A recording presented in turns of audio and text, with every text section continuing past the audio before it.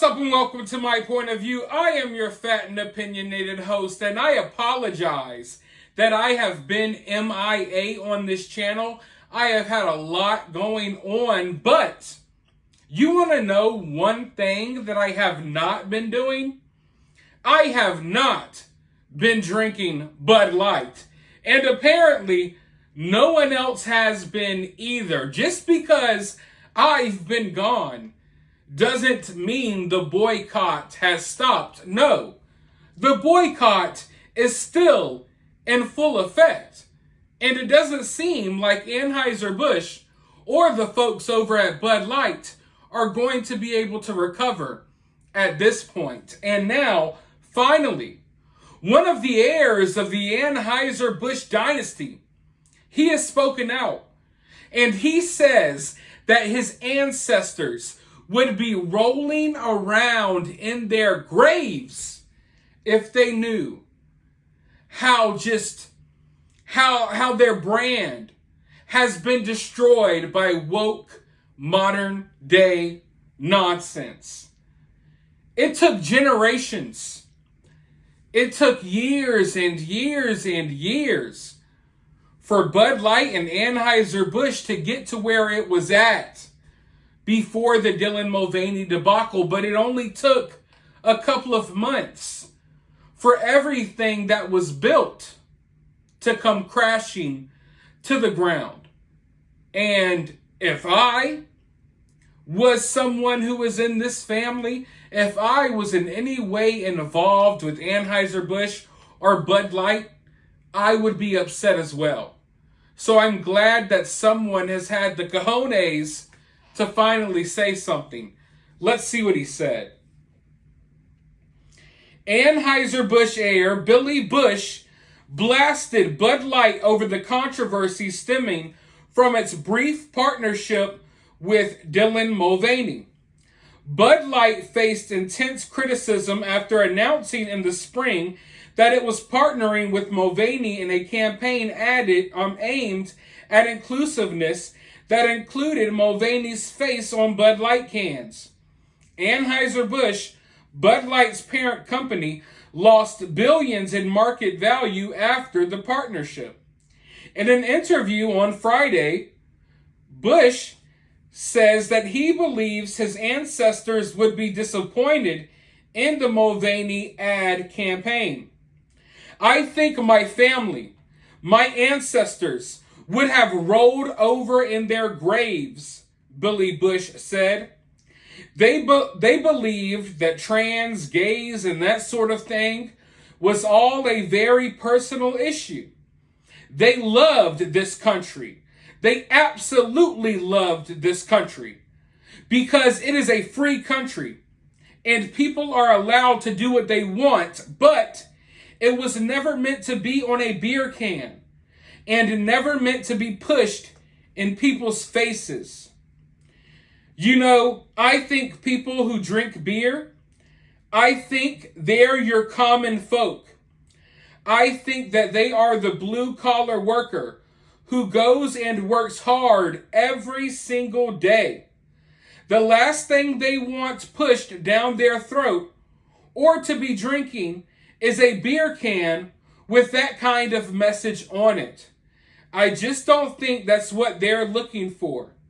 They want their beer to be truly patriotic, as it always has been. Truly, America's beer, which Bud Light was at one point and probably isn't any longer. Billy Busch said he does not think that the audience drinking beer is really into trans people. People who drink beer care about wholesome things, Busch said. He also added that he believes beer drinkers are into patriotism and think that certain things should be kept private. And I totally agree. You know, it's crazy because in the year of 2023, what Billy Busch just said would be deemed, or is deemed, highly controversial. But it's not controversial at all, ladies and gentlemen. Just a couple of years ago, this wouldn't be deemed as controversial. Of course, people who drink beer most likely don't want someone like Dylan Mulvaney's face plastered on the side of their beer cans.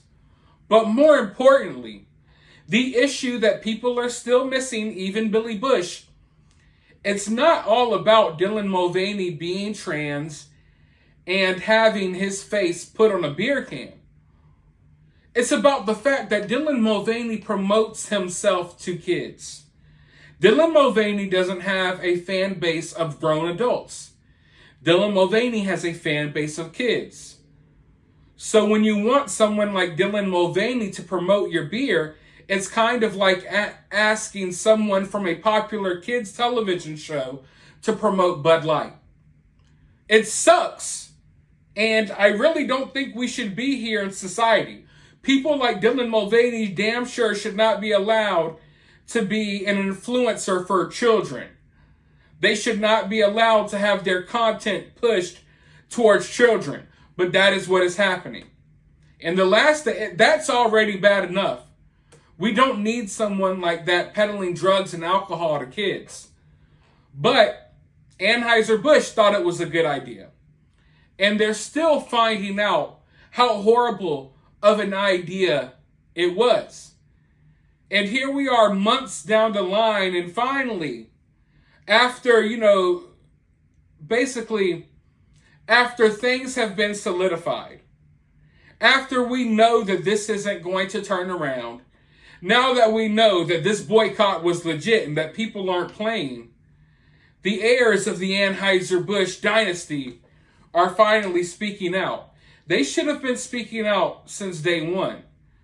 I think they kind of wanted to test the waters a little bit first, but now they see that the most popular way of thinking, the most popular, thought process out there about the situation is that this is not okay.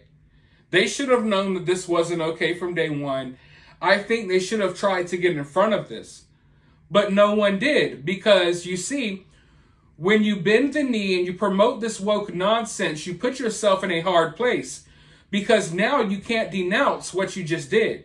You can't admit that you made a mistake. You can't admit that it was wrong, because then you're a bad person. You're a bigot. You're an ist. You're a foe. So they put themselves in a position to where they can't really course correct, and they can't really try to apologize for what they did, because in the process, you're going to piss off all of these woke people who aren't going to buy your beer anyway, but those are the crowds that they're trying to appease. That's what got them here in the first place. But I love to see it. It's funny to me that I stepped back. I've been focusing on my main channel. I haven't made much content here, yet here we are. And the Bud Light boycott is still raging on, and there's still new news about it being spread every day. But let me know your thoughts about all of this down in the comments below. While you're down there, hit that thumbs up button, hit that subscribe button, ring that notification bell, and as always, remember to remain opinionated.